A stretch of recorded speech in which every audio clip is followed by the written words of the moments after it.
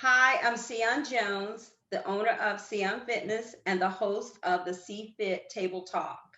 The FIT Table Talk is a place where real conversations about health and fitness happen. Um, Today's conversation will emerge around the fit family.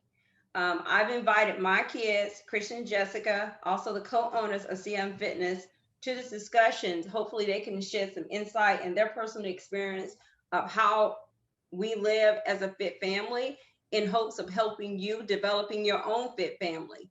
So, Christian, would you like to start this conversation, or Jessica, and Yeah, propose a question or statement? yeah. So I mean, I'll let Jessica, lead off on the questions. But I think the biggest thing about us is that like I'm always me and Jessica talk all the time amongst ourselves, and we're all saying like, how do we become who we are? Like, who made us this way? And I always laugh where I send text messages like, "Yo, I'm the Sion son," because I do a lot of things that are somewhat like Sion like tendencies or things that mom would do and things like that. So it's always like an ongoing conversation that me and Jessica have of like, like how did mom know what to do? How did she make the decision that she made, being that she was so young? And as a result, like people all say, we're great kids, or we're great, we've grown up to be great adults. But it's like, okay, in day, there were certain things that happened that made us the way that we are, right? So I guess what it's always an ongoing question I even ask myself sometimes, thinking like, okay, if I were to have a family, ever have kids, like, how can I, you know, instill some of those things in my kids? So it's a constant question, it's a constant thought process that we're gonna go through. But I know Jessica wrote us some questions, so I guess we just want to really just open up discussion, just kind of really just flow a conversation of like, these questions, and hopefully at the end of the conversation, it could be something that'd be useful and things that people can take note of to how they can improve the health of their family, or even just really just make, you know, I guess make the family dynamic even closer, because there's an element of us that health and fitness has also made us a very close family as well. So Jessica, I'll let you go ahead and go off of what you want to talk about.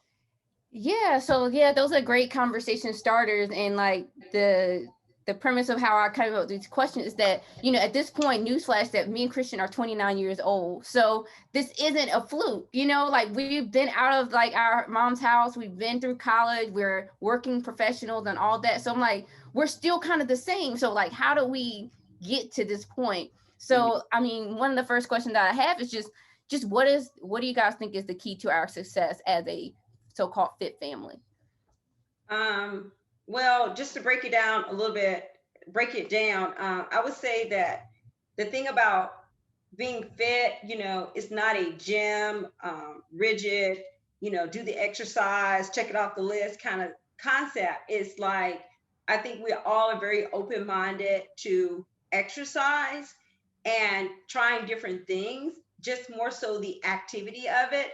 It's kind of like when you guys grew up, like, it's the same thing. I had you guys in a ton of stuff, you know, if you think about it. So you guys like went to camp, you went swimming, you went hiking, you went biking, So as you grew up, you just continued on that same path and just kind of became like a norm. Like, it's just what we do. We, going outside. And also it was things that you learned very young that you enjoyed. So even now, when you exercise or you're active, you make sure you do those things that you enjoy.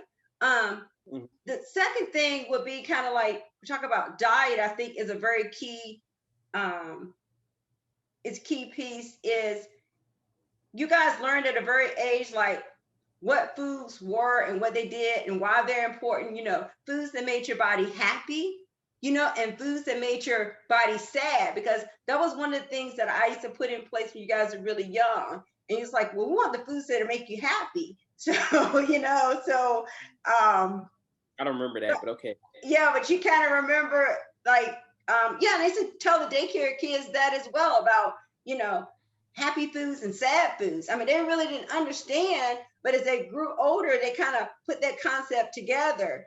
Um, so I think the key thing for their diet is just like knowing what foods are.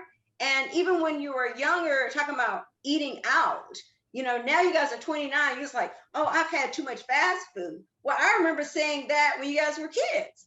You say, oh, Ma, can we have McDonald's or Burger King? And I was like, well, you've already had fast food. You can't eat fast food every day. So that was the other thing. As you grew up, you just kind of like had those same, because I didn't change. I didn't break. You know that. I was real rigid about it.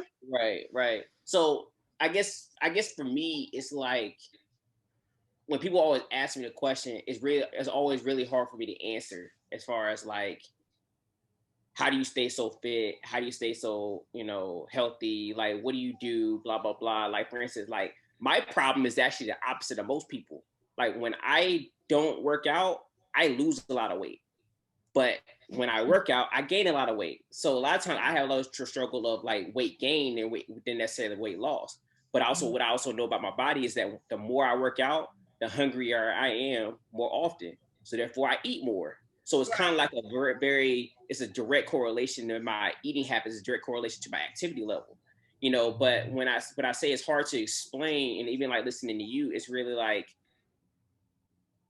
when you're starting young, you're kind of like inheriting a normal, right? There's a level of normalcy that you're kind of inheriting as a child. Like it's almost like it's no different from a child who like born into troubled household. Like you're born into that normal. So if that's the only normal, it's hard for you to imagine or even think of it being unnormal, because that's the thing that you were consistently exposed to on a regular basis. So for us, it was like that was our normal. So there wasn't no learning anything. There was no thing, because it's just innate. It became an innate thing because from a very early age, those were the habits that were still with us. So now it's like I know no different. It's kind of like when people ask us, "Hey, Christian, how's it feel to be a twin?" Well, I've never not been a twin before. I can't tell you what it feels like to be a twin. Like, how's it feel not to have a sibling? Like, I don't know. Like, how like so it's like to me, your reality is your reality, right? Your reality is your reality. So it's like, when it comes to parenting, it's like it's really important, I think, to instill things as early as possible, because like at the end of the day, kids are a sponge. We absorb information, and you a lot of times we are the way we are, don't even know why we are the way that we are, but a lot of it probably had to do with what happened between the ages of 0 and 3. Yep, exactly right. So if you know that you don't know why, because you can't remember those things, but those things are very strong experiences from a childhood development perspective that I guess feeds into who you become as an adult and a young adult or whatever your development process. So it's just like understanding that part of it. But I think a big part of it is the normalcy, because you said at a young age, it's the normalcy that was created as a result. And that's what Jess was stressing earlier about, like the culture. It's like our normal is our culture. And the other thing I would like to add to, like, one of the key pieces to being a successful fit family, is a constant conversation between us. We kind of hold each other accountable for whatever reason, without even, I'll text Jessica and I'll say, because I know she sit all day, I'll say, make sure you get your steps in or whatever. And then, you, Christian, send me your progress pics, or, me asking you, have you been to the gym? So then it's just like a constant conversation. So I think that piece keeps us all on track. Yeah. And I'll just add, and it kind of builds on both of what you guys said. It's just like, it's that normalcy, and that's like that innate. It's like what we were around and what the conversations were. But also, our positive memories are associated with fitness and health and things like that. Like if you think about it, I'll think about today, I'm like, like we used to go to the fun center with mom. Like that was an activity, and we had a whole social network within that, her going to the gym, or our like happiest memories are riding bikes with our cousins. Christian really loves football to this day. I love to dance. So there was like really positive things in our lives that we don't really want to give up. So of course we're going to bring that forward into our adulthood. So that makes sense, because we talk about like think about like I'll call them the regular person. All right, we call them regulars. Okay, so when you talk about regular people, most people think of fitness as almost like a punishment. It's a negative connotation to the activity or diet. Oh, I don't want to be on a diet. Or exercise. Oh, I hate going to getting all sweaty, right?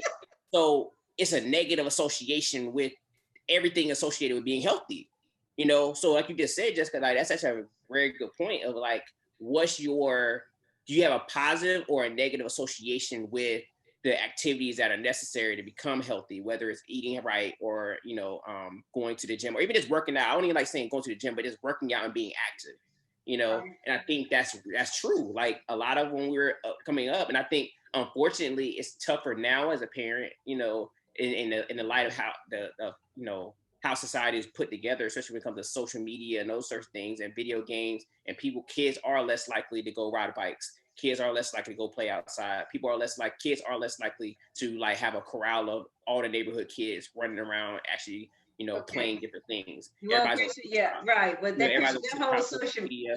So it's a little bit hard. So those positive associations are probably gonna be less likely because like, oh, it's not necessarily perceived as being cool, or that's not necessarily the positive feedback you're getting from a social dynamic perspective, unless you're on TikTok and you're moving your body. You know what I'm saying? But but the thing is, and like, it's really simple because even like really positive family moments, and they're really simple. I just remember like before we going to bed, doing push-ups, doing dips, doing sit-ups, you know? And for us, it was just like, oh, we're just doing stuff that Ma does. So, you know, it's fun, whatever, doing a pull-up, whatever. You're just kind of mimicking me. You were just kind of mimicking me. So, you know, the whole social media thing, I'll make note of that because that's a whole nother discussion as to like, but, you know, again, it goes right back to even with the social media thing. You know, parents have to lead by example, okay? And they make the rules. Mm-hmm. So, you know, you can still encourage your kids to get out and take family walks and that kind of thing, you know, but like I said, the whole social media. You know what? I don't mean to interrupt. You know what? I don't mean to interrupt, but one thing you just said, it kind of makes sense. Once again, I'm always asking why I am the way that I am, right? I have a really hard time with authority. Period, right? But let's add another layer to that. Credibility to me is really important to me as far as whether or not I'm gonna follow your lead, I'm gonna listen to you. So to me, it's like for instance, if you're fat and over and out of shape, it's gonna be really hard for you to convince me to go to tell me to exercise and go run. So let's think about that, right? So now as a parent, like if you're overweight as a parent and you have a very lazy lifestyle and you're overweight like that, and your kid is overweight, it's gonna be really hard let's say to go to the doctor and the doctor says that the kid's obese and then you gotta get that together. It's gonna be really hard as a parent to convince that child, or let's put me in that position. It's gonna be really hard for you to convince me that I need to get exercise and eat right and lose weight, because to me, I'm like, okay, well, look at you. So it's like a credibility thing. So the fact that you say like mimicking you and like seeing how you move, I'm like, you know what? Maybe that's why I'm the way that I am. Like, in order for you to say anything to me, you have to live and embody what it is you're telling me to do. Like, you gotta practice what you're preaching. That's like asking a broke person how to get rich and wondering why you get pennies. Like, what do you expect? And and Christian, you're saying that, and people might be like, "That's how they were as kids," and I'm like, "Yes," but to move, but I've been like this forever. Right. Yeah, we totally thought we knew what was going on. So moving the conversation forward, and kind of a segue is like, I think Ma's, her hobby, Ma had a hobby. She wasn't just a parent. She was also doing things that are fulfilling her life. Her choosing to pursue bodybuilding had a huge influence on kind of the culture that we created in our family. So I want to get Ma's perspective on kind of how she decided to get into that. And how do you think it has impacted how you raise your kids? Okay, well, the whole bodybuilding thing, I tell people kind of got into it because it was actually therapy. Being a single parent is hard, and you feel like you're giving 150% to your kids and not give it to yourself. So, I kind of went to the gym because it was an outlet. And the other nice thing about it, I didn't have to worry about childcare because I could take you guys with me. And a result of that, you guys, because I was also a daycare owner and you guys were with me 24/7, you're going to the gym allowed you guys to be away from me for an hour or two during the day and also interact with other kids without my supervision, So you guys, like you said, you like going to the fun center and playing with the kids. So on those times and then as a result of that, the more perhaps I just had good genetics and people start asking me, I didn't even really know what bodybuilding was. People start asking me, are you a bodybuilder? And I'm like, what is that? And then, I started doing some research on it and then like started seeing the ladies in the magazines. But of course they look like men. I was like, what? I look like that?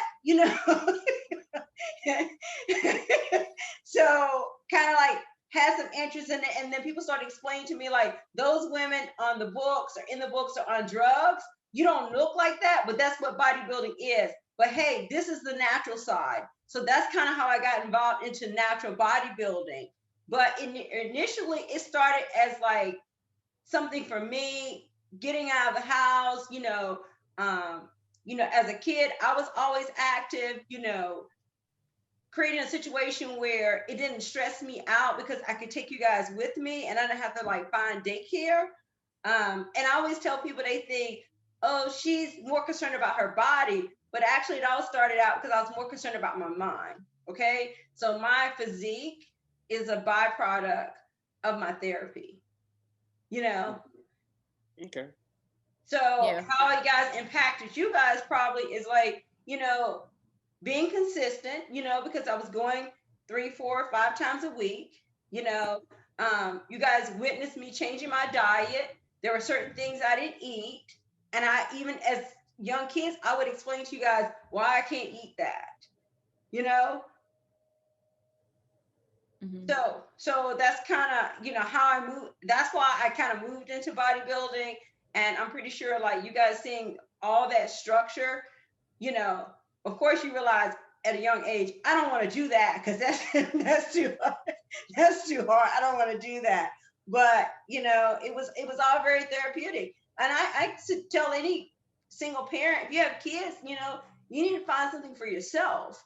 And if your kids see you doing something positive, that's a win-win for everybody because kids emulate their parents. Yeah, Mm-hmm. I know how it impacted me. I think it impacted me in a different way to be like a different way that people will really think, but it really comes down to going to the grocery store, right? I know I can basically regurgitate and I can almost have clients too. I can help your clients just as much as you help your clients because we sat in the basket or we walking behind you in the store and people ask you like, oh, like how'd you get in shape or what should I be doing, blah, blah, blah. And we heard it over and over and over and over and over again. So at the point now it's like to the point where like I'm not a certified personal trainer, but somebody ever asked me anything around health and fitness, I can give them answers because I'm like, yo, my mom used to tell people to do this. My mom used to be able to tell people to do that. So now I think how it impacted me is that like I became this like health and fitness,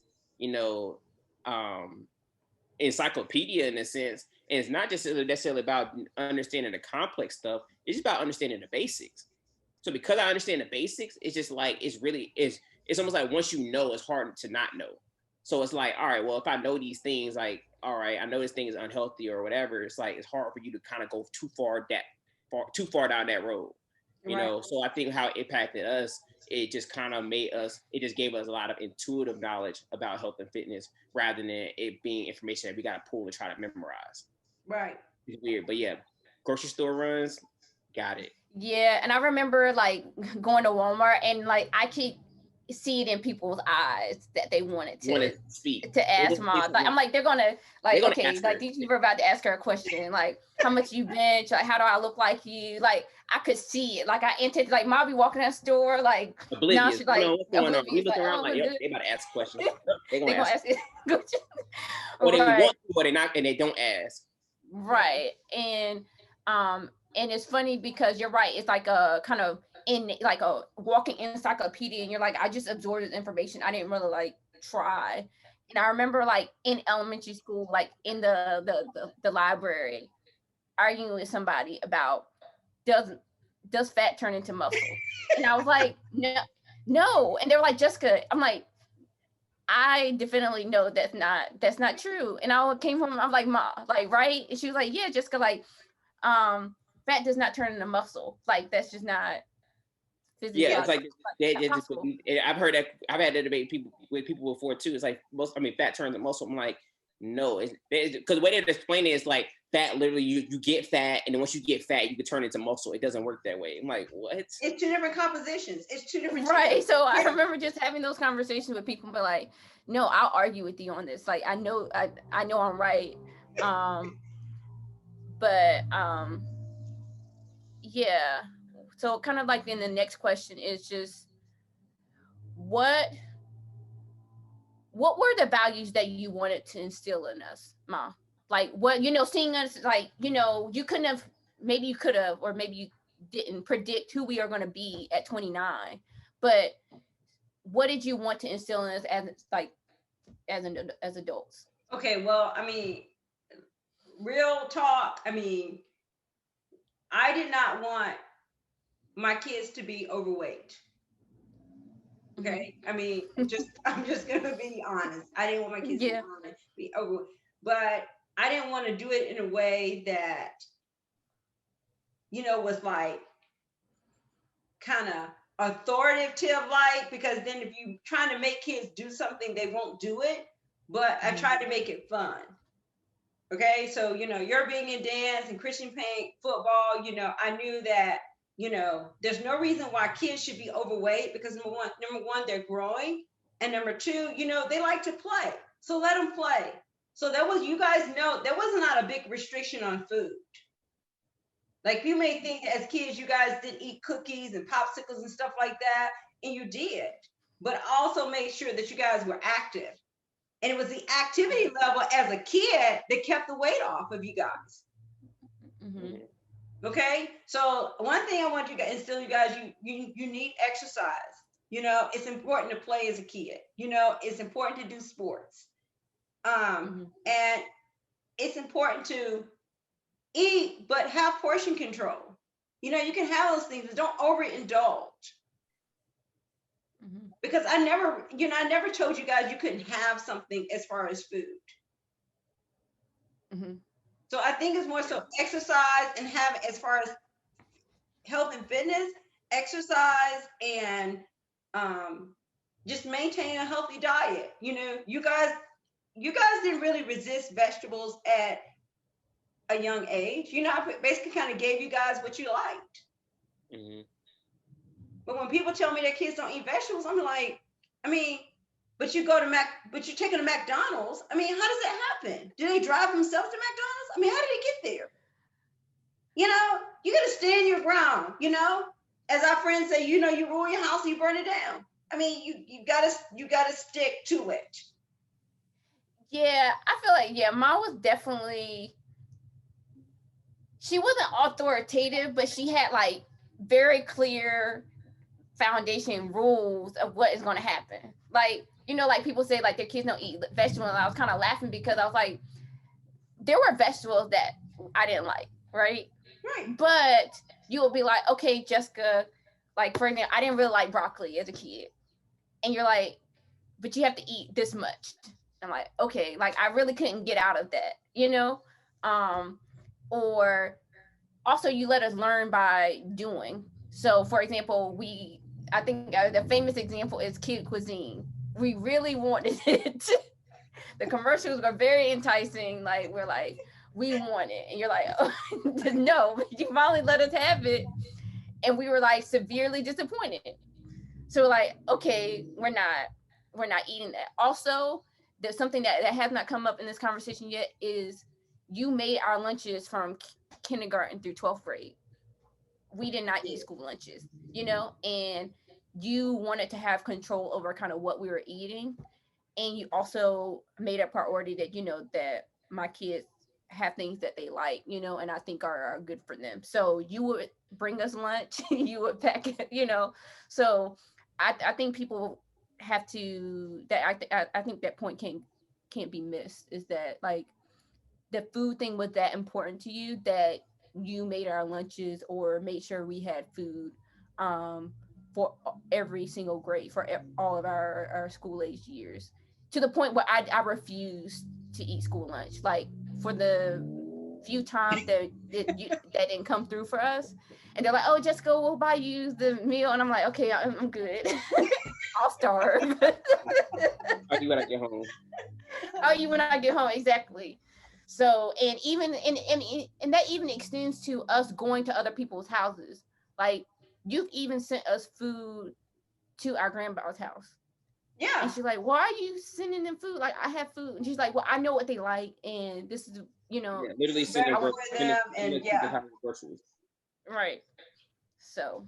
Yeah, and the other thing, I think food was really important because even as an adult, and Jessica, wasn't never a thing where you guys ate one meal a day. You ate several meals during the day. So like even Jessica, she's working even as an adult, and she's like, oh, I've got to get my snack. Like we got to take a break because I need to, or taking snacks with you in the car, because I always took snacks in the car as when you guys were kids, always. Mm-hmm. So I think that was so like I think like a misconception is that like we were deprived of food, but in reality, like we were never hungry. No, you guys always had a full refrigerator. That's one thing you guys can say. I mean, and I know some kids aren't fortunate enough to be in those circumstances, but I always tell parents, like, make the best of your situation. You may not have a bunch of food in your refrigerator, but when you go and buy food, buy better food. Instead of letting your kid eat the whole pack of cookies, read the serving size. A pack of cookies will last a whole week. If it's 3 to a serving. Yeah. Okay. So I mean, I think that was a key thing as kids. I did not want you guys overweight. So like exercise and what you guys were eating was really important, to the point where, I packed those lunches from kindergarten to 12th grade. Mm-hmm. Yeah. So here's a question I want to ask before Jessica goes on to the next question, because I think it's relevant, because you kind of touched on it a second ago, was like establishing expectations and enforcing it without being an enforcer. Like, oh, you need to do this, being very demanding, very commanding, trying to like get control without being out of control. That makes sense. So like to those parents who are, hey, you know what, I'm trying to make a lifestyle change and I'm trying to get control of my household in that capacity. Like, what's the strategy as far as going about doing that without feeling like you got to be the enforcer, but also maintain a level of control at the same time? Well, it's a give and take situation for kids and parents. I feel like, for one thing, parents, everything is, for this day and time, everything seems negotiable. Like some things shouldn't be negotiable. Mm-hmm. So once you set the expectation, kids learn at a really early age that the parent's going to be yes, no, or the parent's going to be a negotiator. They learn really early because they're always testing the boundaries. But you got to establish those boundaries. And when you say the rule is we're only drinking water, then don't go to the store and buy juice. Don't go to the store and buy juice. You just got to stick to your gun. And the thing about it is, it's going to be hard at first, sticking to the gun. But once the kids realize, where the boundaries are, they'll stop testing them. They test them because they can. Mm-hmm. They know if they ask you 5 times, you're going to give in to them. You guys know that from growing up. I mean, no is no. So I tell parents who, starting out, and the other thing is, like, don't start out with this long list of stuff. Start out with small things. Okay. Because I just know that that's something I'm pretty sure a lot of, people who are watching, that's a problem, especially you're a parent, like that people struggle with, is finding, and I call it just being very grounded. It's like, it's kind of like in what I do about having core values when they have a brand, right? What are your core values? Your core values are things that are unwavering. No matter what happens, no matter what business I create, no matter what decisions that I have to make, these are the core values that I'm not going to negotiate on. This is where it lies in my heart, right? So as a parent, you got to understand, like, what's your core value system that's going to inform your decision making moving forward? Because, like, okay, cool. If safety, for example, is one of your core values, and it's like, okay, they asked me to do something. do I consider this to be a safe activity? Yes or no? It's easy. It's easy to make decisions. If you say, hey, health and fitness, like you said, is important. It's like, okay, well, they asked me to do something. Is this a healthy activity? Yes or no? And if it's not, then what do I need to do to adjust the activity or set a new expectation? So it kind of helps as a parent to come very grounded and very rooted in their decision making. And I think a lot of times that when it comes to parenting, this is my guess. I don't have any kids, but like I would guess that a lot of parents and a lot of people don't have a really strong understanding what their core value systems are. Right. Which makes them very indecisive.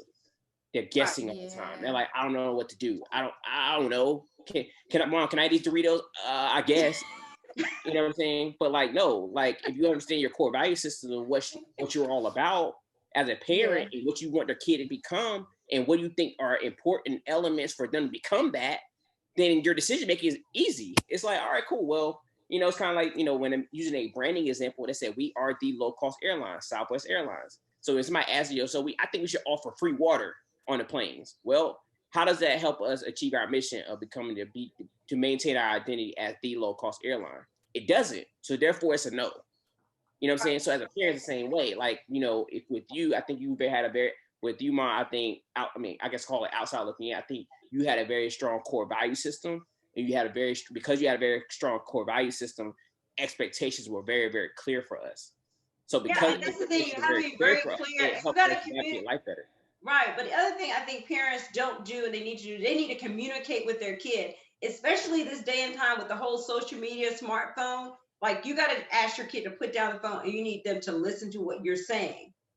Mm-hmm. And the other thing is, parenting was hard at first when you guys were small, but it got easier as you got older because you guys also learned that I said what I meant and I meant what I said. Mm-hmm. So it wasn't like, oh, mommy's gonna be like, you didn't know, oh, if I do this, there's gonna be these consequences, and if I do that over there, it's gonna be this consequence. Right. But it's real easy. It was a no-brainer. Like, and then you guys learned to make decisions on your own based upon what my expectations were. Like, I didn't have to direct you all the time and say, do this, do this. They said, can't do that, because if we do that, this is what's gonna happen. Yeah. So you gotta be, clarity and communication is real important in parenting. That is like key. Like, I don't think people talk about that enough, but like clarity and communication, because like Christian, I think I was going to use the word conviction. Like, I feel like Ma had like strong conviction on like grounded on certain things. Like, we're not like a lot of things, like on certain things, I wouldn't even try to negotiate on it. I'll be like, well, I've got to eat this. I got to eat this broccoli, even though I don't like it, or she's not going to do this. And so you're like, okay, well, I'm not even going to try, but I feel like with us, and that gave us, and that gave us security also. I feel like Christian talked about like the indecisiveness that keeps kids kind of like, I don't know what's happening. But if you're clear about what you're doing and what your expectations are, then your kids are settled. They're like, oh, I know what's about to happen. They're a little bit more sure. They're a little bit more secure. Like, this is what's going to happen. So I know that Mom's going to, like, we're going to the grocery store on Sundays because she's packing lunches and we need lunch. Like, that's just going to happen, Right. So, yeah. Okay. Yeah, what's the next question? Other questions was, we've covered a lot in just. We have covered a lot. So before we get into kind of like the misconceptions or any kind of struggles, I did want to open up. Are there any other kind of memorable moments that embody our experiences as a FIT family? Like things that you kind of stand out and you're like, oh yeah, like that is like, that kind of stands out as a moment for us. Or is there anything that stands out for you? Well, Jessica just said a few minutes ago about riding the bike, going to, the cousins and riding the bike, that was not, even though it was an activity, it was fun because it was something you guys did for 8 hours. Yeah. I think for me, me being a bodybuilder and you guys going to my shows, you know, because it's like you guys saw the start and then you saw the finished product, and you're kind of like, oh, that's what mommy was doing. That's what she was working so hard for, you know? That's why she couldn't eat those things. You know, that's why she was consistent about her exercise. You know, that was a memorable moment for me because you guys saw, you know, you kind of witnessed the whole 16, 20 weeks and then you got to see the finished product. Yeah. I think for me, that kind of embodies kind of what this kind of culminates to is like, I think about college, right? And that's like the moment your kids go off and they're supposed to be independent and, you know, self-sufficient, and they're doing, you know, kind of whatever. They're not under their parents, like in their parents' home anymore. And you like, okay, what do the kids do when they get to college? You know, like, do they go wild? Like, what does that look like? And I have to say, like, looking back on the 4 years, and even like I see people like gain a lot of weight in college, or, you know, kind of have this kind of wide ranging experience, which is fine. But I came out of college pretty much like, I feel like the same person, but like a better version, a more mature version. And I feel like I took everything that I had learned in the previous 18 years and it still applied. For example, I remember freshman year, like at the end of the year, you know, you're eating the dining hall. And I remember calling mom and be like, Mom, you got to send me food. Oh, like, yeah. You have to send me food. God. Like, I cannot eat this food anymore, you know, because I had grown up eating mom's lunches. Like, she had been packing me lunch, and I'm not a big fan of cafeteria food. And it was like the same, and it was cereal, you know, and I was like, Mom, you have to send me food. And she actually did. She dry iced it and sent it next day. And I had food, and I had a refrigerator and a microwave that was probably not compliant, but I needed those things, you know. Even like the previous year before I went to college, I did governor's school. And I remember also it being a cafeteria experience and being like, I cannot eat this food anymore. I had like a traumatic food experience, Christian and Mom know, a beefaroni that was just not good. And I was like, I can't eat this food anymore. And people used to be like legit laughing at me. And I used to bring my own food to the cafeteria, like have lunch meat and have a sandwich. They're like, Jessica, what are you doing? I'm like, eating a sandwich, you know, like, you bring your own food to the cafeteria? I'm like, yeah, because I'm not eating this food. Like, I made in my decision in my mind that I'm not eating that food. And then, you know, that continues throughout my experience. Like, even as a senior in college, now you have your apartment and you have a kitchen.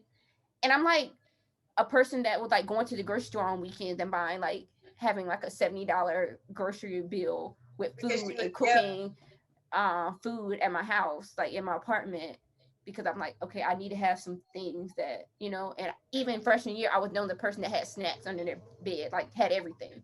So it just perpetuated itself. So I'm like, okay, how did those 18 years impact like me becoming an adult? And you can see like the evidence that it mattered, and it continues to perpetuate in my life to this day. So yeah, I agree. And I think it is I think we are a product of that environment in which we grew up in, right? Mm-hmm. Like I said, when people talk about diet and all and all that kind of stuff, like, people frown at it, but I kind of shrug at it. 'Cause I'm like it's not a diet. Like, it's just my lifestyle, just how we. It's almost like, Jessica, what you talk about. It's like it's part of our identity. Yes. Right. It's an identity driven. It's a lot of identity driven decision making. We identify with being healthy. We identify with, you know, making smart decisions. We identify with being intelligent individuals. We identify with a lot of these things. So because we identify with these things, we too speak with a lot of conviction.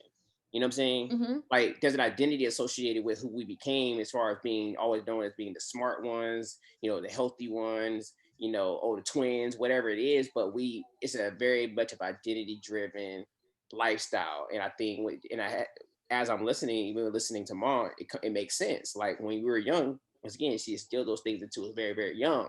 So now as you become an adult, it's like, it's not a chore. You know, like, give an example, like, I think the longest I've ever gone without working out in a given time was probably about it's probably about a year, and it was about like 3 or 4 years ago. And that was a long time ago. I went without working out. But I also realized that I'll tell Jessica, like, there's not but so far off the path that I'm gonna get. Like sometimes I take a break from working out. I'm like, nah, I gotta get back on track. Like I gotta go to the gym, let me get on this, get on this 21-day challenge or something, and just kind of get myself back on track. So it's a part of my identity. Like, okay, Christian, you can't be out here just like lollygagging and gaining weight. Like, which I don't gain weight, but it's like I don't need to get that far down the path. Or, you know what? I probably ate out way too much last month. So let me get it under control this month. But it also translates into also money habits, because you're like, yo, it's also pretty expensive to eat out on a regular basis, because I'm spending between $8 and $15 per meal.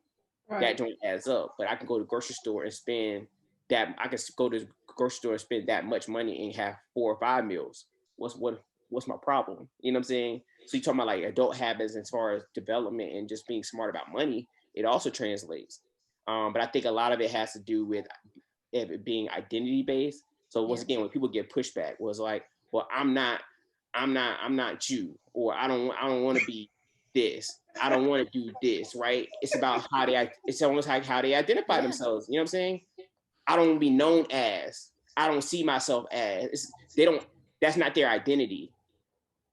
Their identity is, I guess, cakes or whatever. But like, no one.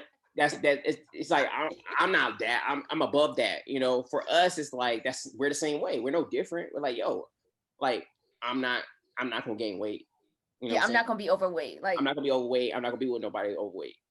For me, I think it's for me. It's just like I don't want to be at this junction, and I'm hopefully, you guys will. I'm almost certain you guys will grasp the concept, because this is how I'm living in my 50s. It's like I don't want to be sick. I want to be healthy. I don't want to take medication, So a lot of things I do now are more health related, believe it or not, even though people think, oh, she exercises all the time because she wants to look a certain way. No, at this junction in my life, I exercise all the time because I want to be healthy. I want to be mobile, and I don't want you guys to be worried about me wherever you are in the world and say, oh, mom has a doctor's appointment today. She's taking her medicine. I don't want to have those conversations yet with you guys. Okay. Yeah. One thing I'll say, and we can go into the misconceptions, but I'll say is one thing I do appreciate is like with you, Mom, it's like I know we talk about health and fitness, but to me it's bigger than that. I think you did a very good job of preparing us for life. Like I don't necessarily walk through life feel like I'm guessing. I don't necessarily feel like I walk through life where I feel like I'm walking down the wrong path and I'm in any situation that I can't get myself out of.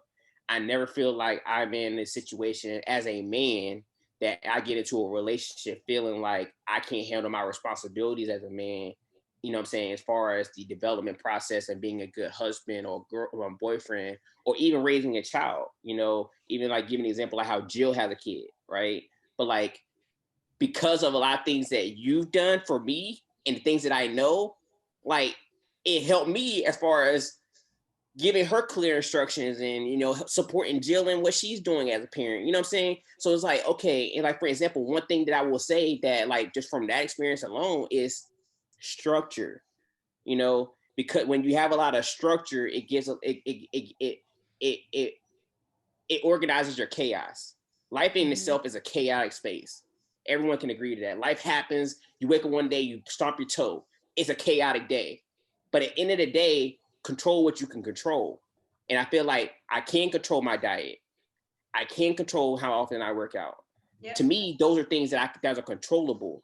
So because I have something in my life that's controllable and is routine and is structured, it kind of spills over into other things where it's like, okay, cool. Well, I gotta be disciplined in these other activities. I gotta be disciplined in these other things. Well, let's have some clear expectations. Even with us, with you, I think we are the way that we are because you talk about Jessica called it conviction. I call it having a very strong core value system.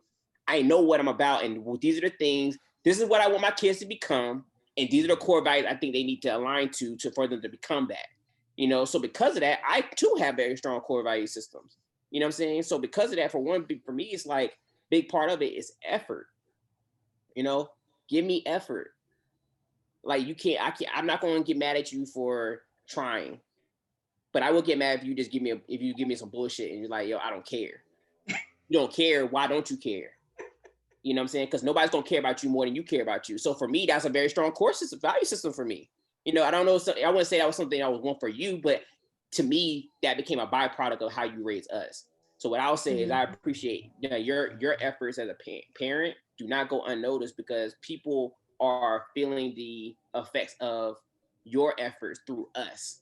You know, and I think that's something that's very it's untangible. You know, is priceless. It's something that no one can ever take away from you, ever. You know what I'm saying? And I think that's something that's valuable, even when it comes to, you know, even whenever I guess, you know, whenever me and Jessica are blessed to have children, just know that whatever happens to them is a byproduct of how you raise us. Because it was I feel like you had a very rich, you know, like I said, notice I'm not saying strict. Yeah. I'm not saying rigid. I'm not saying any of that. I'm just saying you just have very clear expectations, you know, and people will listen to us and they say, dang, Christian Jessica speak with a lot of conviction. Like they just know their stuff. And I'm like, yeah, I do. You know, and I think it has a lot as a result of you putting that thing, because we had a lot of structure, it also produced a lot of confidence, right? So that has structure, and I'm doing things, I'm getting positive feedback as a result of what I'm doing, staying within the lines. You're like, oh, shoot, like this does work. Now you believe in it, you know. But I think that's one thing I think a lot of parents, if anyone whose parents listening to this, is about, you know, really, it's kind of when you run a business. Once again, I do a lot of marketing, branding consulting. Your company is a reflection of leadership. The company is a reflection of leadership. So if you as a leader is very chaotic, more than likely your employees or your kids are going to be very chaotic.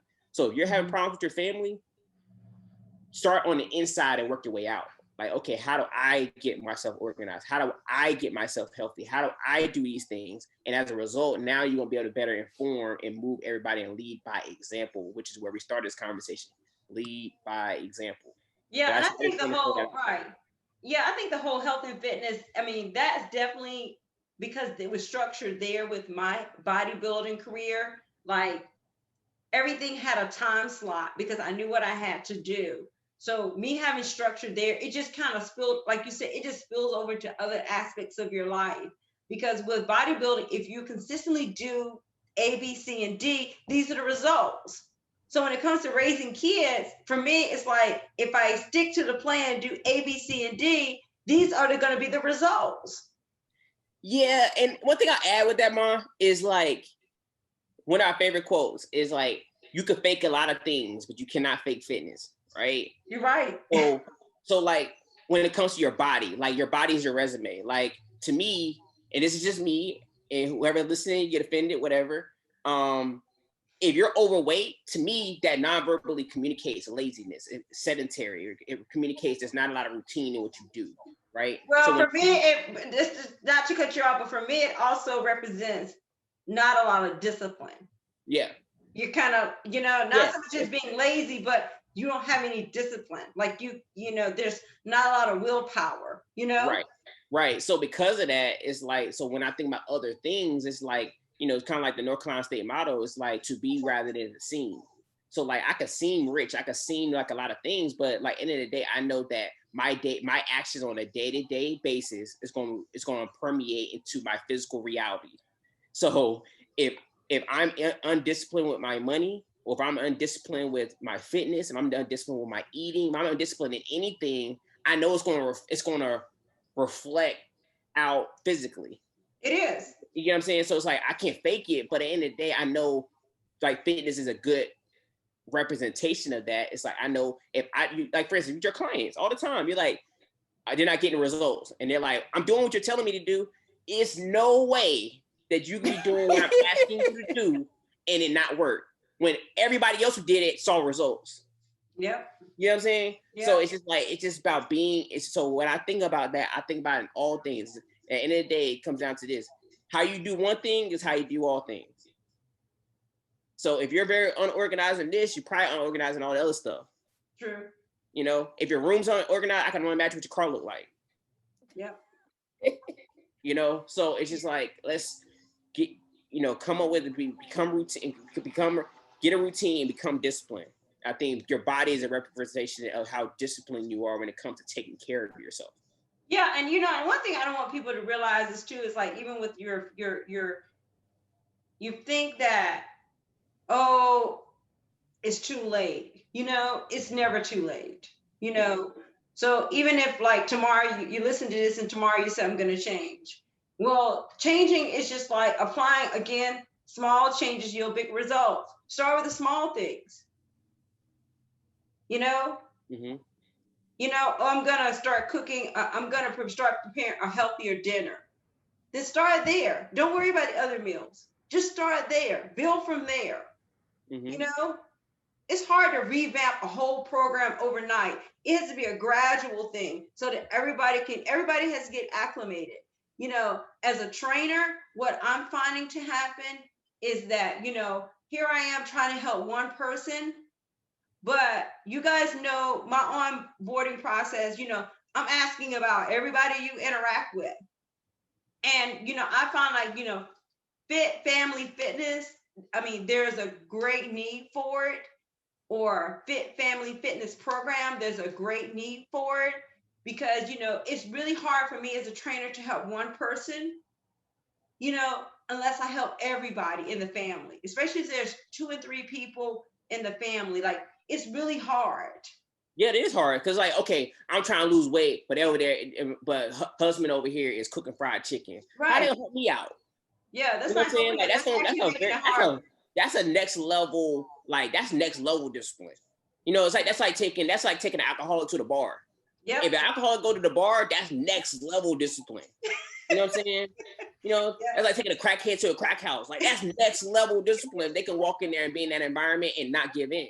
So like you said, so same thing with your clients. If like if they're one person is dieting, or I don't even like call it dieting, but let's say they're trying to get their life together, their health and fitness together, but no one else is trying to do that as well. That's a very challenging environment to be in.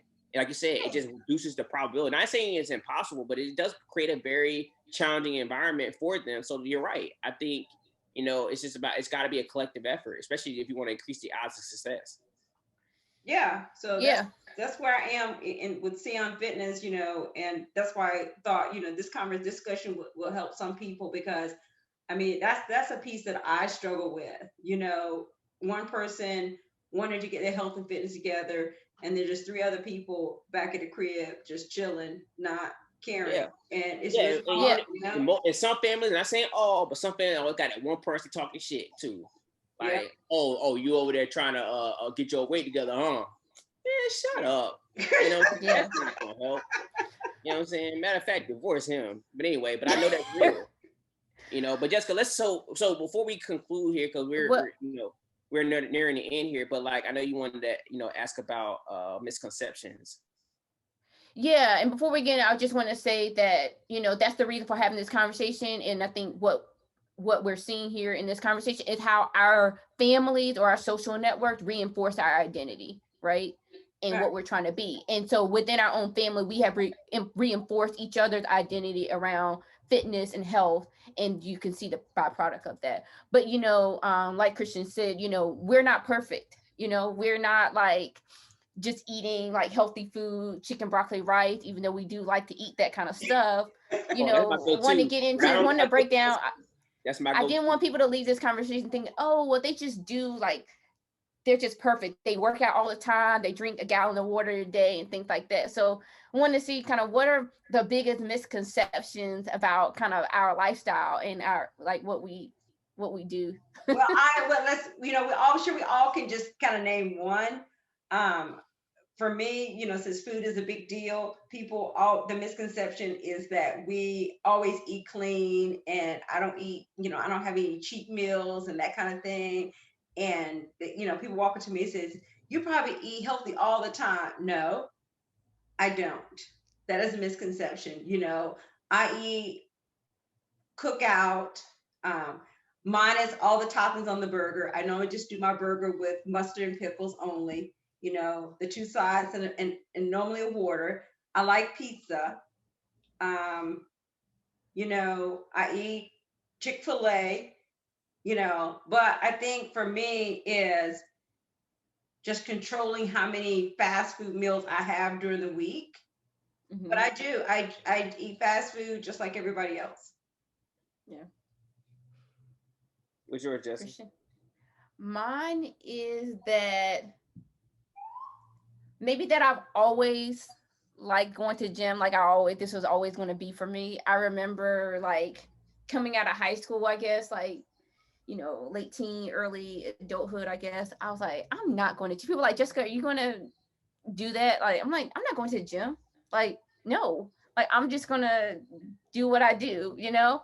But it's funny because now as an adult, like I've warmed up to, like I've always done other things like taking dance class, like mom mentioned, or doing running and you know, yoga and things like that. But like actually going to the gym, like that was I never thought that would be like really truly my thing. But even now, like 29, and even with the like pandemic and like the gyms being closed, and I was like, dang, like I miss it. Like it's actually like a foundational activity for me. You know, I'm not as hardcore into it like, you know, my mom and brother, but it is something that I do, so do a Nike training club. I may work out a little bit differently, not at, you know, more full body workout and things like that. But I didn't think that the gym was going to be for me. So that's the misconception. Yeah, for me, Christian misconception. eats ice cream every day. Oh yeah, definitely had something to do with like food. Like, oh, I have food struggles too. Trust me, I have a sugar problem. I know that. I like to eat ice cream every night before I go to bed. I had to get it under control because of my identity based decision making. But I'm like, yo, every now and then I take a break from ice cream. But I love to eat ice cream. Love ice cream. That's my favorite. Um, um, I love cinnamon toast crunch. I don't buy it often, but I like cinnamon toast crunch. I know it's probably one of the most unhealthy cereals, but I love it. Um, Fast food. I'll admit there's certain fast food restaurants I don't go to, like identity based. I don't go to McDonald's. I don't go to Burger King. I don't go to Taco Bell. I don't go to KFC. But I do go to Chick-fil-A. I do. He didn't say KFC, did he, just? Yeah, I do Chick-fil-A, Cookout, Bojangles. What else? Well, there's a few others Sonic, I guess. There's a few fast But food. there are only like a few though. Like, you know, like the fast food array, you know, there's a lot of different fast food, and like It's not that we've never ones. eaten at them. It's not like a thing where we've never eaten at McDonald's or never eaten at Burger King or things like that. But I feel like as time has gone on, that list has shrunk. Mm-hmm. You know, it's a very select few. Right. Like I remember like I feel like even 5 years ago we used to eat Subway, but nobody eats Subway anymore. I don't know why, but I started going to American Hero, which is just a local sub shop in Durham. But I don't know, like, but really it is like Chick-fil-A here in Boston, because there are no options. But yeah, I think to summarize it though, I think people think that we're on this like chronic diet. Like I don't go on diets. You know what I'm saying? Yeah. Mm-hmm. I just get more disciplined as far as like my food prep, or like for instance, Jessica do food prep, but she be having pizza for her during her food prep. You know, yeah. So for us, it's more about like being prepared, consistency in our eating, or something like that. But it's not like we go on a diet. It's like, oh, I'm gonna go on a diet or whatever. Like, no, like I can. Yeah, we don't view diet as food deprivation. Right. We just see diet as changing what we're eating, you know, or kind of having more of a structure eating plan, or prepare for I guess for me, being on a diet is planning my meals. Mm-hmm. Basically, and I would say that's one of our biggest struggles, just like everybody else's food. But I think we all have like a go-to, you know, like when that's failed, Jessica eats pot stickers. Yeah, mine is chicken, broccoli, and rice. You're right.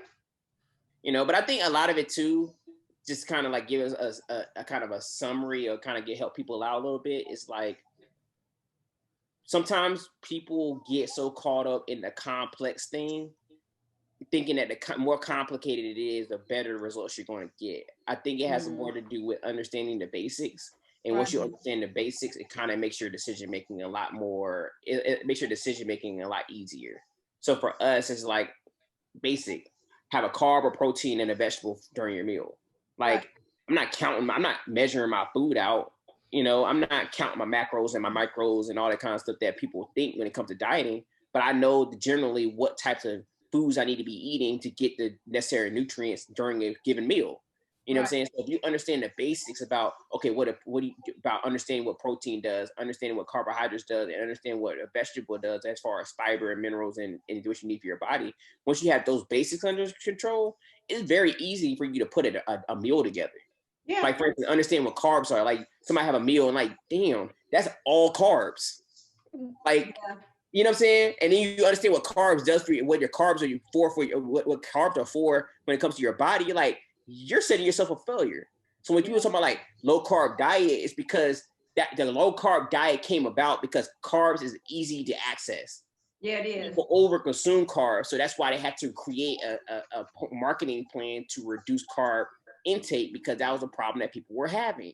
Yep. You know what I'm saying? But if you understand what carbs does, fats does, proteins does, and what purpose vegetables do for the body, it's very easy. Yeah. So then you can make it match. Yep. Yep. So with that being said, Mom, could you quickly explain, and then we can conclude, quickly explain what carbs are, proteins are, fats, and what those basic elements are, just so people know? Okay, so basically I tell people what protein supports muscle, your body. It helps fuel the muscle. It also provides some energy, okay? Carbs, energy source. Gas, it's just energy, okay? That's for a car. That's for a car, for a moving car, okay? The more you move, the more gas you need. So just always remember that, okay? Fats, helps support your muscle mass. And a lot of times it takes fat to burn fat. So good fats help burn bad fats, okay? It also supplies your body with energy, but not as much as carbs, okay? Vegetables, fiber, keeps us regular, keeps things moving, okay? Great for weight loss. Does provide energy, a little bit of energy, not a lot of energy, okay? But I always tell people to remember carbs. People get in trouble with carbs because if you're putting gas in your car and you're not using, your body's going to store it, or it's going to spill over. Mm-hmm. And you're going to be able to see it. Yep. Okay. So, right. So I just tell people, if you're not doing a lot, the thing I'm concerned about, a lot of times people think, okay, so the other thing about carbs is all carbs are converted into sugar. So don't think only the sweet things are converted into sugar. Carbs, complex carbs, those starchy carbs, they're converted into sugar. Mm-hmm. Okay, so we have to be careful about even those things that aren't sweet, but because a lot of people have this misconception that carbs are sugar, but they're thinking about only the sweet stuff. So you got to watch the rice, potatoes, sweet potatoes, those kind of things, beans, and so forth. Bread, yeah. See, Jessica knows. Yeah. Yeah, but yeah, so I just want to throw that out there because, like I said, I'm really big on like understanding the basics. Because once for me, that's kind of how I'm always breaking things down when don't know what I'm gonna do. I'm like, okay, well, end of the day, I know I need a carb, a protein, and a vegetable to kind of make sure I'm rounding out and having a well balanced meal. Right. So that's just something to think about. But yeah.